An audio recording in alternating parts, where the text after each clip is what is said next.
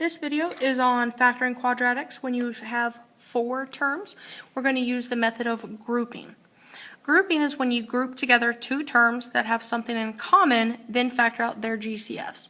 We always factor out the GCF of the original problem, the entire problem at the beginning, so that's always going to happen. We're just going to factor out GCFs again when we group them together. I'm going to use the box method on this to keep things nice and organized. The first thing we do is our original GCF. I look at all of the terms, and I can see that we have 4, 2, 4, 2. I notice that the smallest number is 2, and I know that all of these values can be divided by 2. So right now we know that our GCF is 2 for the original problem. Then we look at the letters. I see that I have an A. This one does not have an A, so I know my GCF does not include an A value. I look at my first term, I still have an X. This one has an X, but these do not have an X. So I know my original GCF does not have an X in it. And because this first term has no other letters, I know that no other letters can be part of our original GCF. So our original GCF is, in fact, just 2. I still need to divide my original by our original GCF. So we have 4ax squared plus 2bx squared minus 4ay squared minus 2by squared.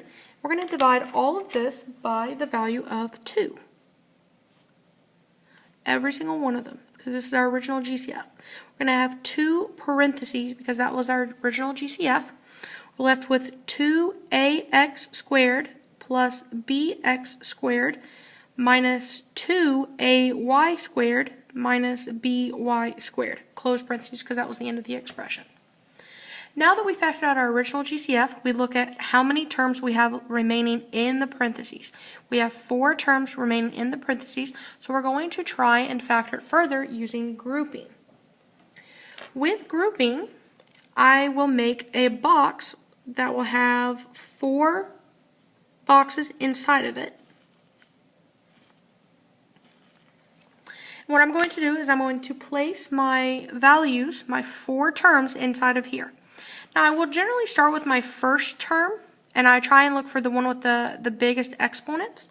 So I'm going to put my 2ax squared inside of this first box. Now I can ignore the 2 at the moment out here because that was my original GCF. I just know that that 2 will go into my final answer, but it will not affect inside of here.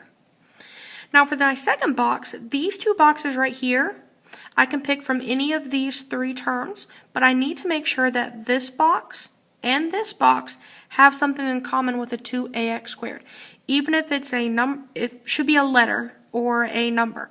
So even if it has an A, an X, or a 2, or something that's in common with a 2, I need to make sure I have something there. Generally, it's going to be a letter. So I have on this next one a bx squared, which is in common with an x squared here. And then I would have 2ay squared, which would be in common for an a here. So I'm going to write out our positive bx squared and then our negative 2ay squared. These have an x in common and these have an a in common, so I know that that works out so far. And then my last term, I'm going to put negative by squared in this last box. So we factor out our original GCF, so we've grouped together 2 terms. Here's our 2 terms, 2 terms, 2 terms, and 2 terms that have something in common. And now we're going to factor out their GCFs. So we're going to factor out GCF for this row, this column, and this column. I like to put them up on the top and on the left-hand side. So for this first row, what is common between 2ax squared and bx squared? Notice that the number would just be a 1 because the smallest number is a 1. I have a positive in the first set right here, so I know my GCF will be a positive. And I have x squared is in common to both of these, so I can factor out an x squared. I go down to this bottom row. I notice that this first sign is negative, so that automatically tells me that I'm going to have a negative on my GCF. The 2 and 1. Then we have an a, b, which are not in common, but I have a y squared and a y squared, so I can factor out a y squared for this one. Now I'm going to factor out the GCF of this column, and I'm going to make it go up here. So I look at this first term, this is a positive, So I know my GCF for this column will be a positive. I have a 2 and a 2. I have an A and an A, so I can factor out a 2 and an A for both of these. I come to this next column, I'm going up. My first term is a positive, so I know I'm going to have a positive. I have a B and nothing else, so I have a positive B. So at the moment, I have factored out all the GCFs. I have my original GCF was 2. Now, what we factor out for our GCFs, this will be one of our factors. So we'll have 2a plus b. Our other factor will be our x squared and minus y squared. So we factored using grouping. Now we have to see if anything else can factor because we do have parentheses. Our GCF is a linear monomial. This will not factor any further. We have, in this set of parentheses, we have a linear, because this is an a to the first power, a linear binomial, but the GCF, there's no GCF on here except for 1. So this one cannot factor further. When we go to this set of parentheses, we have a quadratic, we have an x squared. If we have an x squared, we have to look to see if this can factor further. We have a perfect square, and a subtraction sign. Two terms. Perfect square, and subtraction, that is actually a difference of squares. This term will actually factor further. So let's factor this one further. This term is a difference of squares. There's a video on difference of squares that you can follow along if you're not sure of how to do this. But we take the square root of our first entire term of x squared, that's equal to x. We take the square root of our second term, which is y squared. The square root of y squared is equal to y. This will factor to parentheses our first term x plus the second term of y, parentheses our first term x minus the second term of y. Now we have a linear binomial again and a linear binomial. Therefore, these will not factor further. So what we're going to do now is write out our final answer by combining everything that did not factor any further. So the 2 from the original GCF is in our answer. The 2a plus b could not factor further, so that is part of our answer. And then our x squared minus y squared did factor further, came down here. So we have the x plus y times the x minus y. Those are also part of our answer. Now we have no extra exponents, and the GCF is out of each of these, so therefore this is our final answer. This one is a more complicated one because you did have to do grouping, but then you also had to re-look at it to see if there's a difference of squares. You should always look inside your parentheses to see if anything else can factor. If we go down to these next problems, on number 2, we have, looking for our GCF, we have a 1, a 2, a 1, and a 2. So that means our GCF so far is a 1.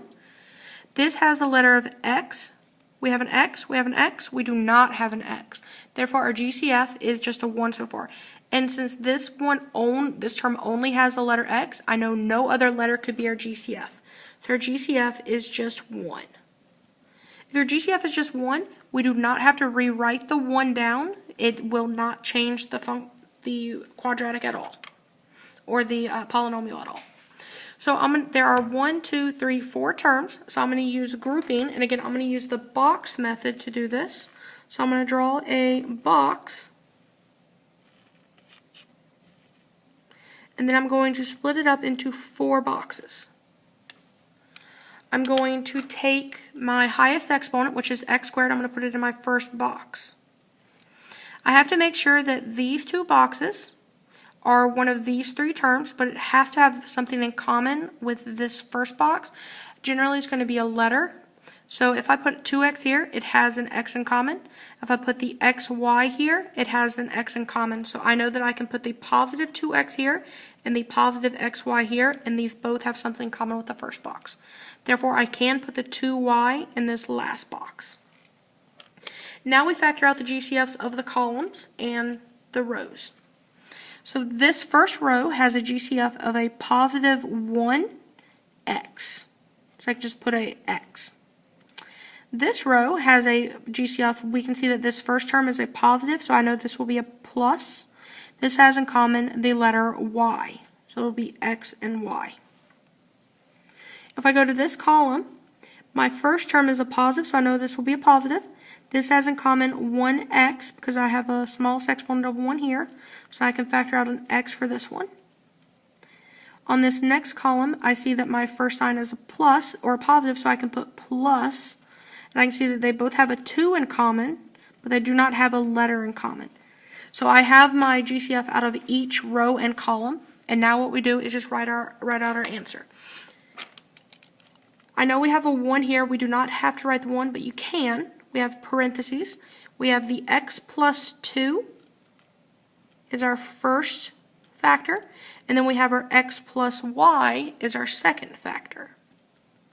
I have not written this in red yet for our final answer because I want to make sure that it cannot factor further. Our GCF is a monomial. It's a constant monomial, so this is fine.